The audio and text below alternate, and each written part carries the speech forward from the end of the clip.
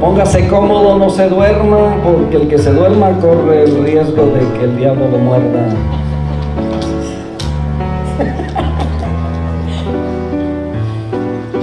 Son cosas que voy aprendiendo. Y de ustedes mismos,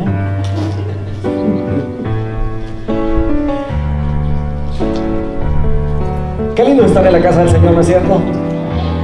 Qué bonito es conocer el consejo de la palabra de Dios y aplicarlo a nuestra vida, y podemos ver a veces, no a veces, sino siempre, y no porque tengamos que comparar, pero cuando nuestros hijos, cuando nuestra familia atiende siempre a la iglesia, vamos a ver la diferencia, los cambios entre los que crecen sin conocimiento de Dios, sin temor a Dios. Cómo la sociedad se desenvuelve, cómo arregla y enfrenta sus asuntos diariamente, cómo los resuelve. Sin embargo, nosotros hemos aprendido a resolverlos de una manera diferente, amén, porque, bueno, como padres siempre queremos que nuestros hijos nunca experimenten el dolor, nunca experimenten el fracaso, el sufrimiento. Queremos evitar todas esas cosas en la vida de nuestros hijos, al igual que nuestros padres lo quisieron hacer con nosotros mientras éramos jóvenes.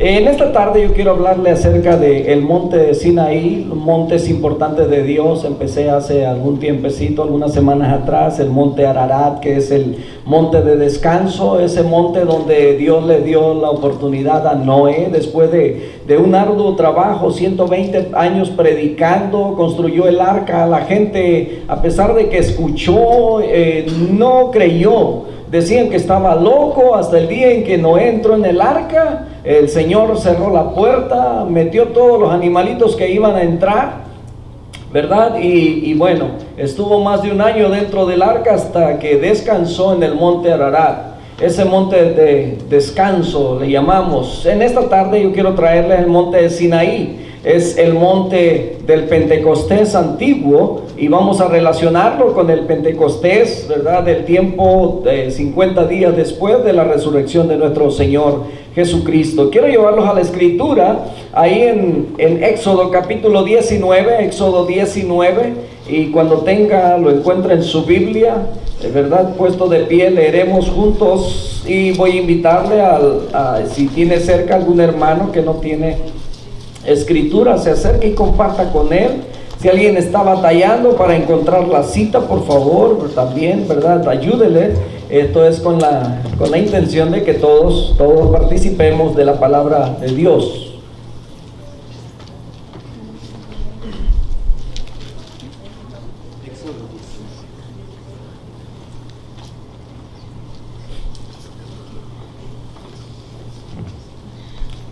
Israel llegó a Sinaí. Israel en Sinaí, algunas Biblias tienen un título en la parte de arriba, capítulo 19 de Éxodo, y vamos a leer desde el 1 hasta el verso 6 solamente, y luego vamos a ir a diferentes citas donde vamos a estar hablando acerca de este monte tan importante. Y dice la bendita palabra del Señor así. Yo leo el verso 1, ustedes me acompañan en el 2, y el 6 lo leemos juntos, amén. Dice: en el mes tercero de la salida de los hijos de Israel de la tierra de Egipto, en el mismo día llegaron al desierto de Sinaí. Habían salido de Sinaí y llegaron al desierto de Sinaí y acamparon en el desierto y acampó a Israel delante del monte. Y Moisés subió a Dios, y Jehová lo llamó desde el monte, diciendo: así dirás a la casa de Jacob, y anunciarás a los hijos de Israel: vosotros diréis lo que dice a los egipcios, como vos sois sobre alas de águilas, yo os he traído a mí. Ahora pues, si diereis oído a mi voz y guardareis mi pacto, vosotros seréis mi especial tesoro sobre todos los pueblos, porque mía es toda la tierra. Leemos juntos: y vosotros me seréis un reino de sacerdotes y gente santa. Estas son las palabras que dirás a los hijos de Israel. Amado Señor, muchas gracias por tu hermosa palabra. Gracias porque encontramos promesas Gracias, Señor, porque así como protegiste, guardaste, libertaste, Señor, a tu pueblo Israel en aquel entonces de la opresión de los egipcios, así también, Señor, tú nos has hecho libres del pecado, de la opresión del enemigo sobre nuestras vidas, de aquellos temores de cuando no sabíamos, cuando no te conocíamos, y ahora podemos vivir en libertad, Padre, a través de este desierto que enfrentamos cada día, pero sabemos que no estamos solos, porque como estuviste con tu pueblo, estás con nosotros hoy en día. Eres nuestro proveedor, eres nuestro guarda, eres nuestro escudo, Señor, eres nuestra protección, eres nuestro refugio. Gracias por todo lo que tú eres, Señor, para nosotros. Ayúdanos a valorar esto siempre en el nombre precioso de Cristo Jesús. Amén. Amén. Tomen asiento, mis hermanos. Hermosa palabra, la del Señor. Sinaí es el monte que recibe también el nombre de el monte de Horeb. Algunas cosas sucedieron en este monte. Si ustedes recuerdan, si han leído la escritura, vamos a encontrar que fue ahí donde Moisés fue llamado por el Señor. Es ahí en ese monte donde veía una zarza ardiendo, pero no se consumía. ¿Cuánto tiempo pasó? No lo dice, no lo explica, no lo especifica, ¿verdad? Pero llamó la atención y ahí fue llamado Moisés. Este es el lugar también donde ustedes se acuerdan que en una ocasión Elías salió huyendo, iba huyendo, ¿verdad? Porque tenía temor por aquella mujer que lo quería matar. Celoso le dice al Señor y se esconde en una cueva, ¿verdad? Y ahí también es el mismo lugar, el monte Horeb, es el monte Sinaí, es el monte de Dios, ¿verdad? Entonces ahí mismo, ¿verdad?, sucedieron estas cosas donde Dios envía, de Él se presenta a su pueblo con poder y con gran gloria.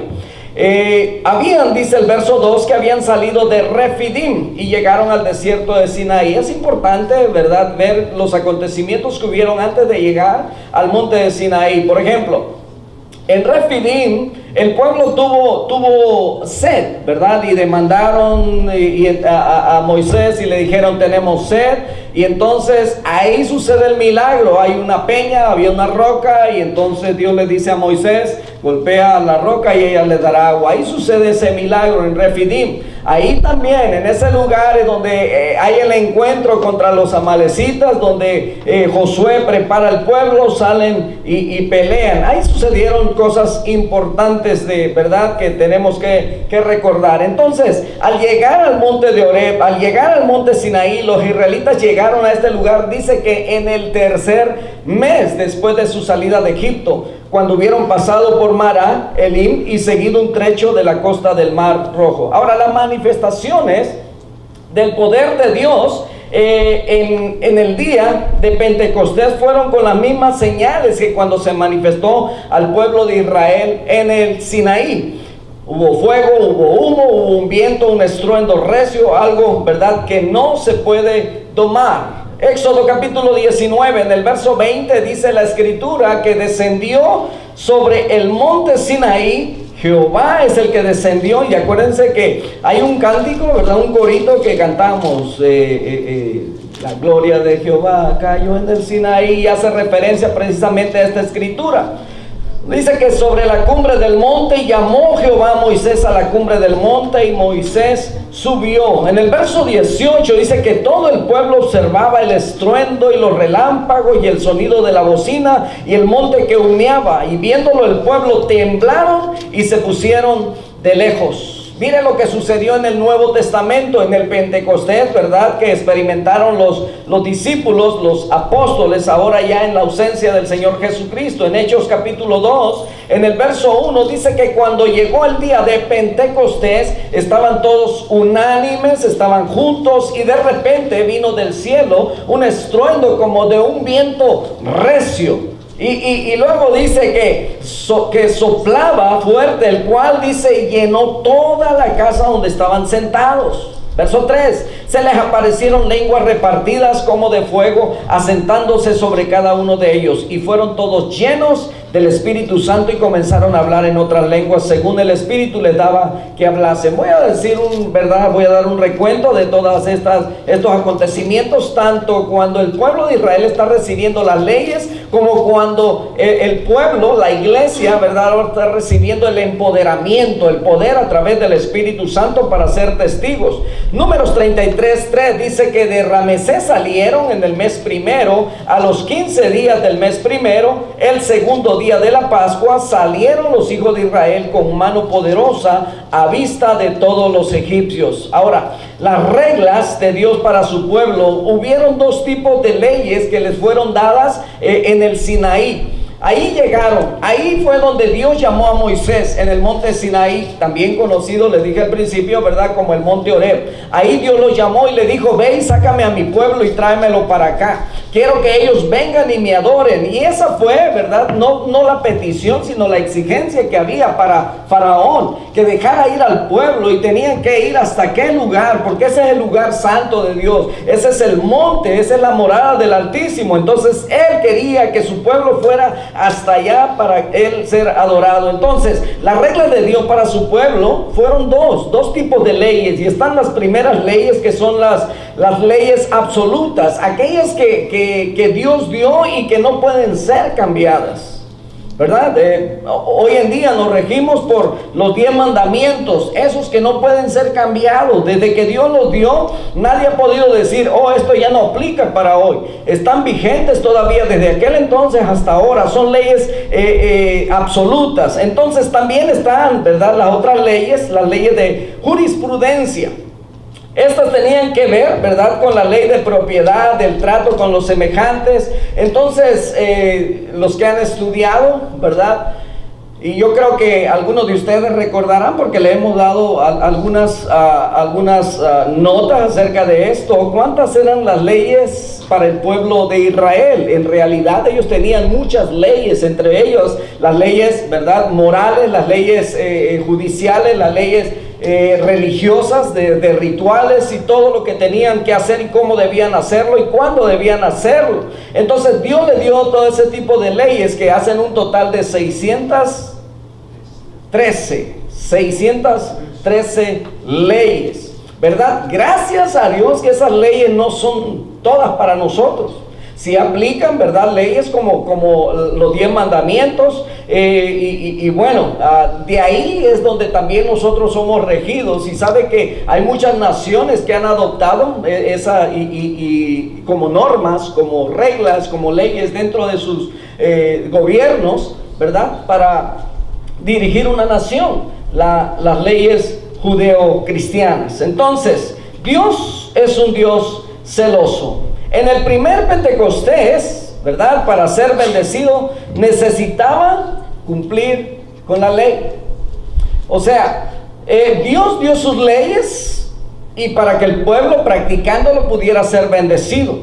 Pero mire, en el nuevo no solamente tiene que ser la acción, sino que a esta se le añade también la actitud. Cuando el Señor Jesucristo vino, Él dijo: yo no he venido a abrogar la ley, ¿verdad?, pero sí nos apretó la tuerca. Un ejemplo de ellos, ¿verdad?, es que antes el que era encontrado en adulterio, ¿verdad?, ¿cuál era la pena? La muerte. Entonces, hoy en día, ¿verdad?, bueno, cuando le preguntan al Señor Jesucristo, Él dice que aquel que mira a una mujer para codiciarla en su corazón, dice que ya adulteró con ella en su corazón. Entonces, ya no era solamente cuestión de acción, sino también ahora de actitud. O sea que va más allá, ¿verdad? Hay un ajuste. Dios es un Dios celoso. Entonces, en Éxodo 34:10 leemos, dice: y Él contestó, dice: he aquí yo hago pacto delante de todo tu pueblo, haré maravillas que no han sido hechas en toda la tierra. Dice, porque será cosa tremenda la que yo haré contigo. Guarda lo que yo te mando hoy. He aquí que yo echo de delante de tu presencia al amorreo, al cananeo, al eteo, al fereceo, al leveo y al jebuseo. Guárdate de hacer alianza con los moradores de la tierra donde has de entrar, para que no sean tropezadero en medio de ti. Derribaréis sus altares y quebraréis sus estatuas, cortaréis sus imágenes de acera, porque no te has de inclinar a ningún otro Dios, pues Jehová, cuyo nombre es celoso, Dios celoso es. Entonces, en el segundo Pentecostés, ¿verdad? Para nosotros, que es en el Nuevo Testamento, en el Antiguo los guiaba un ángel. Ahora, dice la Escritura que desde el momento en el que nosotros creímos, dice que hemos sido sellados con su Espíritu Santo. Ahora somos dirigidos por el Espíritu Santo. Ahora somos redarguidos por el Espíritu Santo. Amén. Entonces, en aquel tiempo dice, mi ángel irá contigo. Éxodo 23:20 dice, he aquí yo envío mi ángel delante de ti para que te guarde en el camino y te introduzca en el lugar que yo he preparado. Porque mi ángel, dice, irá delante de ti y te llevará a la tierra del amorreo, del eteo, del fereceo, del cananeo, del heveo, del jebuseo, a los cuales, dice, yo haré destruir. Aquí es donde algunos, ¿verdad? Dicen, ¿cómo Dios se ve como un Dios sanguinario, destruyendo, ¿verdad? Pero cuando vamos al trasfondo de todo esto, era gente que no temía a Dios, era gente perversa, era gente que se había desviado y que no tenía absolutamente nada, le había dado la espalda a Dios completamente. Entonces, ahora por la guianza del Espíritu Santo, nosotros podemos cumplir, ¿verdad? En el Levítico 19:2 se lee, dice, habla a toda la congregación de los hijos de Israel y diles, santos seréis, porque santo soy yo, Jehová vuestro Dios. Entonces, el Consolador, que es el Espíritu Santo, nos guía de tal forma que hemos de imitar, escuche bien, los gestos, hemos de aprender los gustos y hemos de caminar en las pisadas ¿de quién? De nuestro Señor y Salvador Jesucristo, porque Él mismo nos dejó ejemplo para que nosotros sigamos sus pisadas. Amén. ¿Está aquí?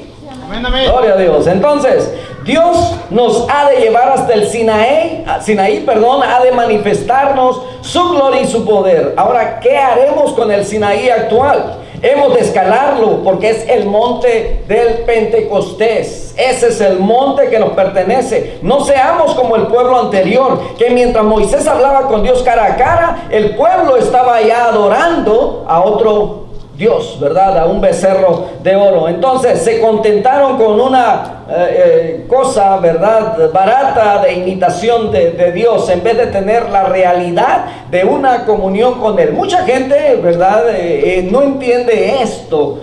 A nosotros nos dicen que somos religiosos. Y religiosos, déjenme una vez más explicar esto. Religión es el camino que el hombre se ha construido para llegar a Dios. No lo que Dios puso para que tú llegues a Él. Dios ha puesto entre nosotros una relación y por eso envió a su Hijo Jesucristo. La Biblia dice que hay un solo mediador entre Dios y los hombres, Jesucristo. Él es el único mediador. También Hechos 4:12 dice, porque no hay otro nombre debajo del cielo en el que podamos ser salvos. Amén. Amén, amén. Entonces, ahora, hemos de escalar el monte del Pentecostés. No tengamos miedo y escalemos, porque aquel pueblo tuvo miedo.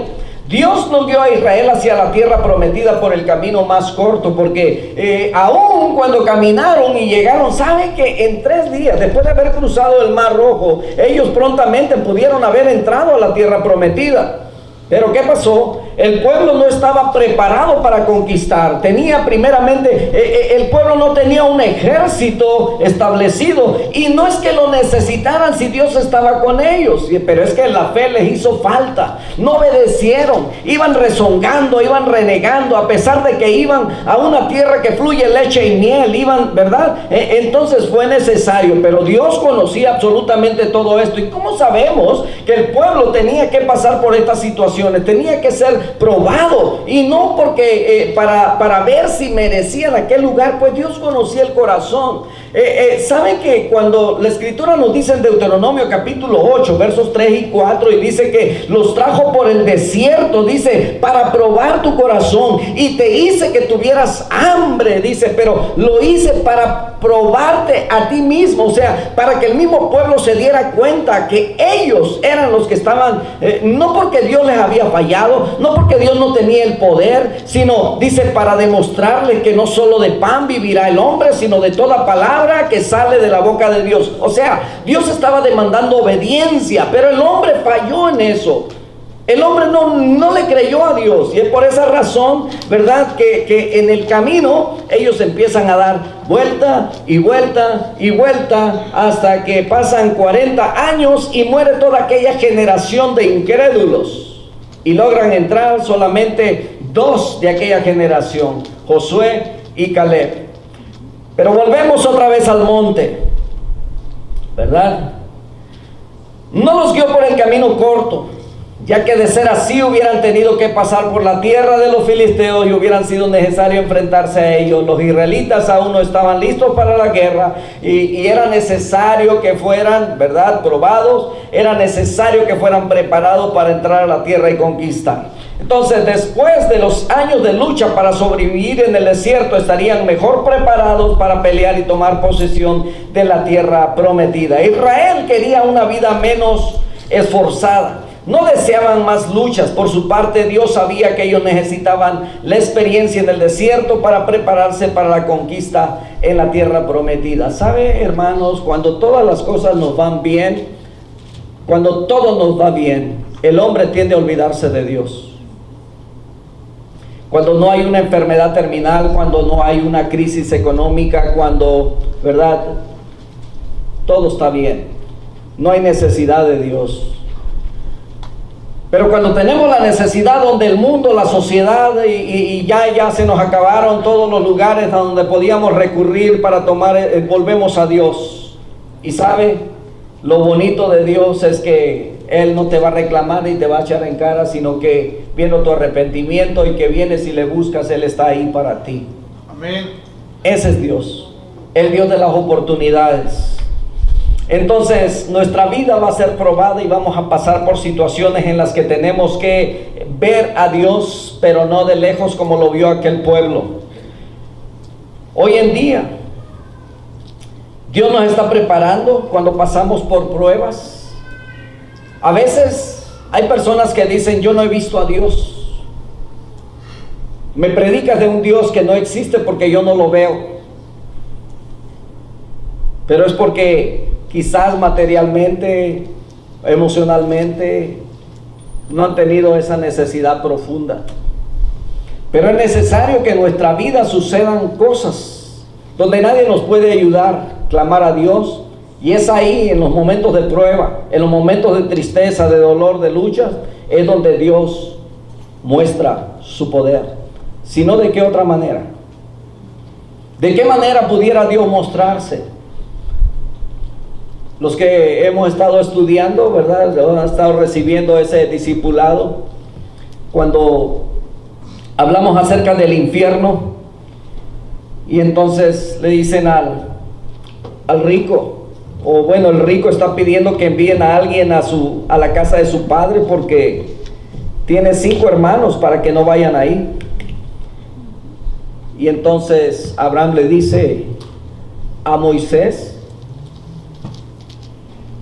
y a los profetas tienen, que a ellos oigan. Y el rico dice: pero padre Abraham, si alguno fuese de entre los muertos, ellos se persuadirán. Y él dijo: no, aún así no se persuadirán. ¿De qué manera queremos o quiere la sociedad o el mundo ver a Dios para ellos poder arrepentirse? Pero las pruebas, las dificultades que el mundo vive son indispensables, son necesarias para que ellos puedan ver el poder maravilloso de Dios. Fue necesario que Egipto tuviera gran oposición para dejar el pueblo ir, para mostrar Dios su gran poder. Porque de qué otra manera, si cuando Moisés llegó y habló por primera vez con Faraón y le dijo, mira, deja ir a mi pueblo porque, ¿verdad? Nuestro Dios requiere que vayamos y le ofrezcamos sacrificio ahí en el desierto, y Faraón hubiera dicho, ok, está bien, ¿verdad? Agarren todo lo que necesitan y váyanse mañana. ¿Qué necesitan? ¿Verdad? Solamente el permiso, ok, váyanse.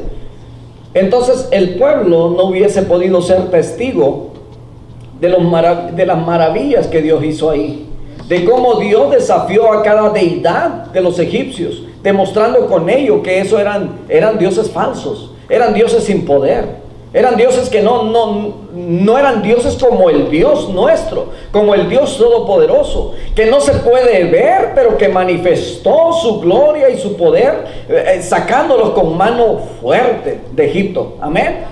Entonces, en ese monte, ¿verdad? Él da sus leyes para su pueblo. Quiero ir un poquito rápido porque esta parte está bastante larga. En el mundo hay montes tan altos, ¿verdad?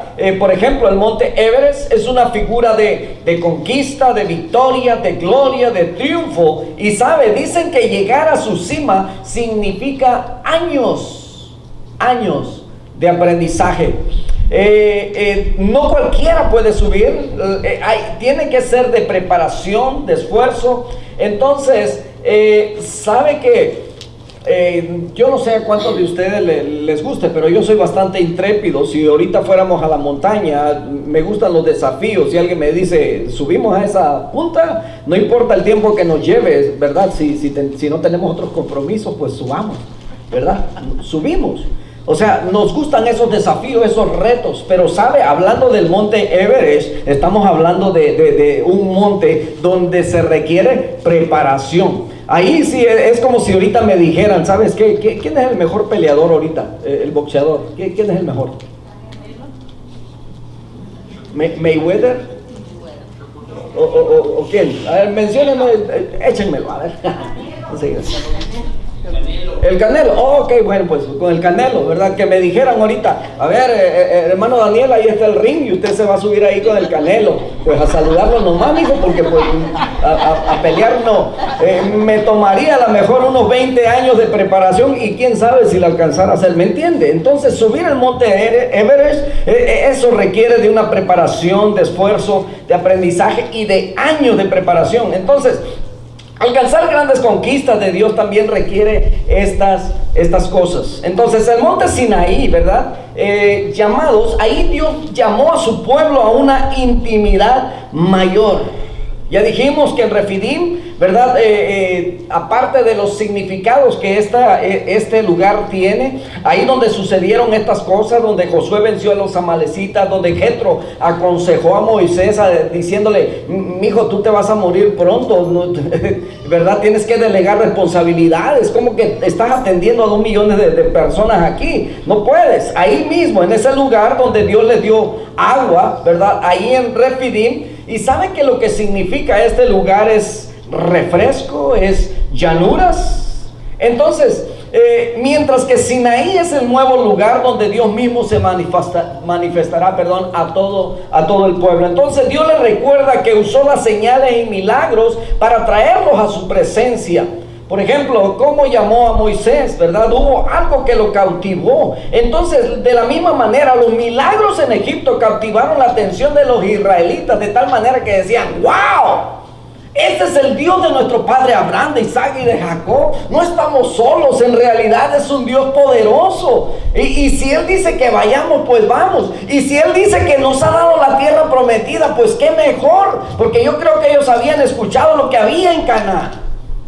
Entonces estaban emocionados, ¿verdad? Esto sirvió para incentivarlos y decir, vamos. Entonces Dios les recuerda esos milagros, ¿verdad? Ahí en el verso 3 y 4, cómo los sacó de Egipto. Entonces confirmaba el poder de aquel que los estaba liberando. Y les dice, como el águila. Y aquí voy un poquito, ¿verdad? ¿Usted ha visto cómo las águilas enseñan a sus polluelos a volar?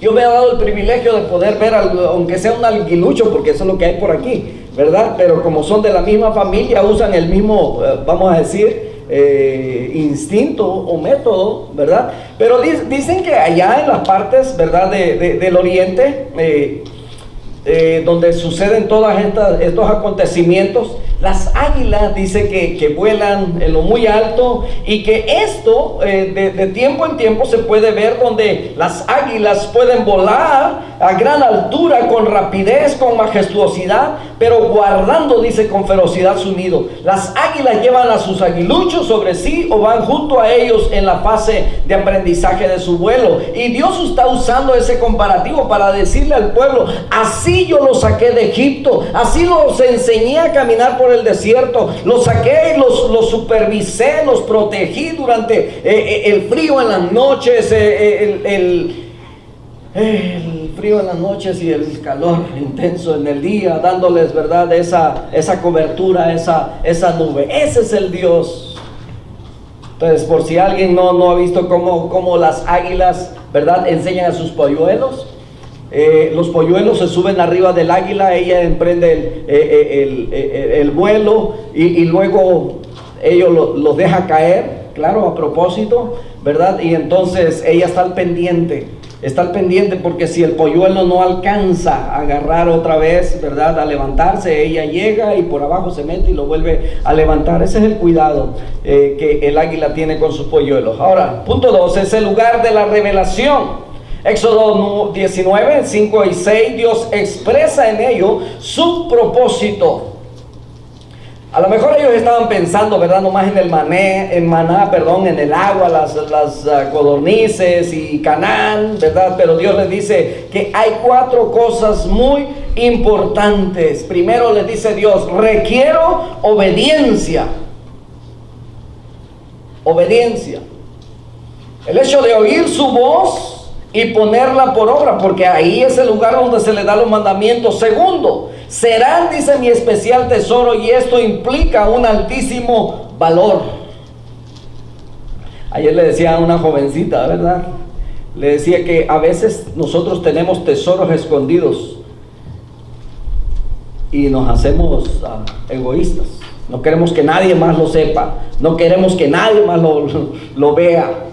No queremos que nadie lo descubra, ¿verdad? Y muchas veces nosotros somos esas joyas, esos tesoros de gran valor, y no queremos mostrarnos al mundo. ¿Para qué Dios nos puso? Escuche bien, porque Dios había llamado a esa montaña, a ese monte, a este pueblo, para prepararlo, para darles leyes, para que ellos supieran que era su especial tesoro.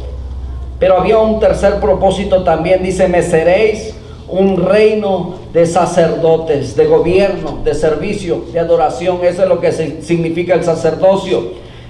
Entonces Dios estaba creando un reino de sacerdotes. Dios quería mostrarse al mundo entero, a todas las naciones, a través de un pueblo. Pero este pueblo no lo hizo, fracasó. Y es por esa razón que 2000 años después, o 1500 años después de que salen de Egipto, el Señor Jesucristo, en cumplimiento a la palabra, nace, establece una iglesia. Sucede lo del el acontecimiento en el capítulo 2, el día de Pentecostés, es derramado el Espíritu Santo, la iglesia es preparada, es empoderada, se le da autoridad para que vaya y predique, sea testigo de Dios a todo el mundo, empezando en Jerusalén, en toda Judea, en Samaria y hasta lo último de la tierra. Entonces, ¿qué otro propósito buscaba Dios en esta? Que fueran gente santa, gente diferente a las otras naciones, que fueran separados. Por eso nosotros somos separados del mundo. Por eso la Biblia nos llama a nosotros santos, apartados, porque tenemos a un Dios que es santo y que demanda que todo aquel que le pertenece a Él también sea santo. Por tanto, sed vosotros santos como vuestro Padre que está en los cielos es santo. Entonces, es el momento de las decisiones. En el monte de Sinaí, mire lo que sucedió. En el monte Oreb, que es llamado también el monte de Dios. En este lugar donde Dios llamó a Moisés, donde Elías fue escondido, donde en una cueva, y Dios lo llamó, le habló y lo fortaleció para continuar en esa labor profética que tenía que hacer. Los dos tuvieron que decidirse por hacer la voluntad de Dios. En eso terminaron, ¿verdad? Aunque pusieron sus excusas. Por ejemplo, Moisés decía, es que tienes que mandar por quien debes mandar. Yo no soy apto, no tengo palabras, soy tardo en ella. Entonces, pero termina yendo. Luego entra Elías, ¿verdad? Claro, en otro tiempo, ¿verdad? Llega Elías también diciendo, soy el único que ha quedado, me sentí bien celoso, ¿verdad? Ya mataron a todos los otros, pero tiene que hacer una decisión y continuar con su camino. Entonces el Sinaí es un momento de encuentro con Dios donde le escuchamos y decidimos qué hacer. En el verso 10 y 11 del capítulo 19 de Éxodo, Dios les manda que se santifiquen, que laven sus vestidos y estén preparados porque Él descenderá. Escuche bien. En el verso 16 nos revela un sonido que venía desde la cima del monte, no del campamento, del monte salía un sonido. ¿Quién lo hacía? La Biblia no dice. Pero venía un sonido de allá de la parte de arriba, y esto nos recuerda, escuche bien, que Cristo volverá con voz de mando, con trompeta de Dios descenderá del cielo, y dice que y los muertos en Cristo resucitarán primero. La iglesia santa y sin mancha se encontrará con Él. ¿En dónde? En las nubes con el Señor. Entonces una novia no se presenta ante su futuro esposo, ¿verdad? Que ¿cuándo ha visto usted a una novia que llega, verdad, ahí con un vestido común o con un vestido a lo mejor con manchas, ¿verdad? No. Siempre la novia se va a esmerar, ¿verdad? Para llegar y presentarse en su fiesta, porque es única, ¿verdad? Entonces, con lo mejor. La actitud del pueblo y la actitud de Moisés, mire, Dios se está dando a conocer, quiere preservarlos del mal, les está enseñando un nuevo estilo de vida, pero ellos se pusieron de lejos. No quisieron escuchar a Dios, tuvieron miedo, tuvieron temor. Y dice, ¿para qué no muramos? Y ellos sabían que había que morir a las costumbres paganas e idolátricas de Egipto y Canaán. Pero sabe que cuando Moisés se les desaparece ahí por unos 40 días, ellos se desesperan y no habían hecho morir aquella idolatría que traían arrastrando y que habían visto y que habían aprendido en Egipto. Su temor. Para que no pequéis. La falta de temor de Dios, escuche bien, esto es importante, porque usted ha conocido personas que no temen a Dios, y las personas que no temen a Dios van a pecar con más facilidad, van a hacer las cosas malas sin sentir remordimiento, ni pesar, ni arrepentimiento. Entonces, era necesario que este pueblo se le inyectara temor para que no pecara contra Dios. Entonces la falta de temor de Dios facilita la abundancia del pecado en Las Vegas y en el mundo entero. Por ejemplo, hay muchas naciones que han aprobado ya, ¿verdad? Todo eso, esos actos de casarse, que por supuesto la Escritura nos dice que Dios creó hombre y mujer y es Él, ¿verdad?, quien instituye el matrimonio. Sin embargo, muchas naciones han adoptado ya esa como una ley, la han pasado, ¿verdad?, donde es aprobado, ¿verdad?, que un hombre con un hombre se casen y una mujer con una mujer. Pero finalmente vemos el contraste. El pueblo estuvo a lo lejos. Moisés se acercó donde estaba Dios. Y Moisés se acercó, quiere decir que se aproximó a traer, a presentarse delante de Dios para ofrecerse a sí mismo. Con frecuencia se usa de los sacerdotes que se acercan a Dios. Y eso hace referencia a una adoración, a una intimidad con Dios, a hacer una ofrenda, el mismo servidor. Mientras el pueblo se alejó, Moisés se ofreció. Mientras el pueblo estaba ya pecando, Moisés estaba metido con Dios. Mientras cuando Dios decide acabar con aquel pueblo, vuelve otra vez Moisés a subir y a rogarle a Dios: por favor, Señor, mira, verdad, no los desarraigues a ellos, porque qué va a decir la gente que los sacaste solamente de allá de Egipto para matarlos en el desierto. Entonces, mientras el pueblo se alejó, Moisés se ofreció. Mientras el pueblo observaba, Moisés estaba adorando. Mis hermanos, termino con esto. De Moisés, la Biblia dice que no hubo otro como él, un hombre tan manso como él. Aquel único hombre que pudo conocer a Dios cara a cara, o del que Dios dio testimonio y dijo: a ustedes, dijo, yo les voy a hablar a través de profetas, dijo, pero con Moisés voy a hablar con él cara a cara, como alguien habla con su amigo. Esas son las expresiones de Dios en cuanto a Moisés. Nadie como él en todas las señales y prodigios y en el gran poder y hechos grandiosos. Fue alguien que mantuvo una continua pasión por Dios. Su deseo era Dios mismo, sin importar cuánto debía pagar. Escuchaba a Dios y su anhelo era obedecer, agradar su corazón. Por eso fue honrado por Dios. Hermanos, es decisión nuestra seguir a Dios de lejos o acercarnos a su presencia, recordando que nos seguirá diciendo lo mismo de ayer, de aquel Pentecostés en el pasado: sed santos, porque yo, Jehová tu Dios, soy santo. Y como lo hizo hace 3500 años atrás en el Sinaí, nos señalará el camino y debemos estar dispuestos a caminarlo con su ayuda. Ese es el monte de Sinaí, ese es el monte de Dios, ese es el monte donde Dios se mostró, ese es el monte donde Dios dio sus mandamientos para su pueblo, sus leyes. Póngase de pie, vamos a cerrar en esta tarde.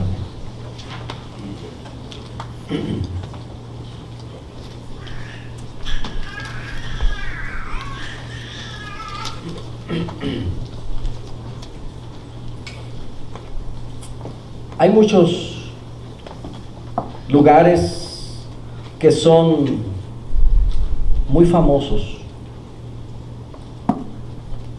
por lo que contienen.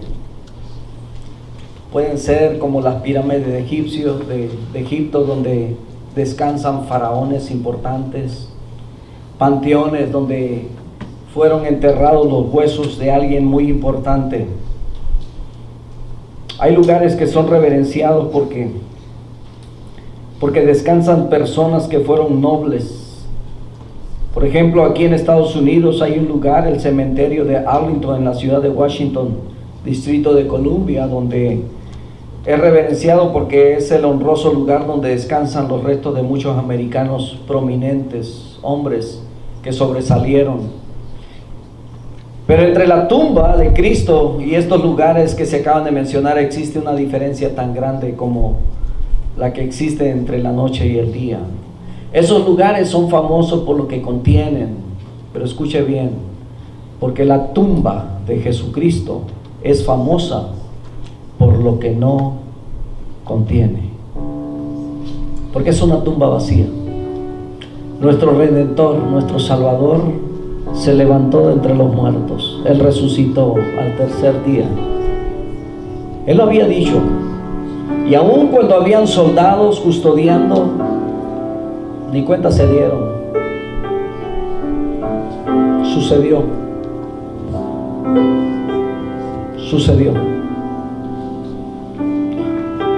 Hubieron más de 500 testigos, porque el Señor se apareció a cada uno de ellos, y en algunas ocasiones en una forma simultánea, a sus apóstoles, a sus discípulos. Y algunos de ellos vieron con sus ojos físicos verlo, subir y ser traspuesto a través de una nube. Ese es el Dios que adoramos. Ese es el Dios que se hizo carne. Ese es el Dios que derramó su sangre en la cruz por ti y por mí. Había algo que nos separaba de Dios, el pecado. Jesucristo vino para que a través de su cuerpo y de su sangre abolió el pecado. Y todo aquel que mira a Jesús y acepta lo que Él hizo,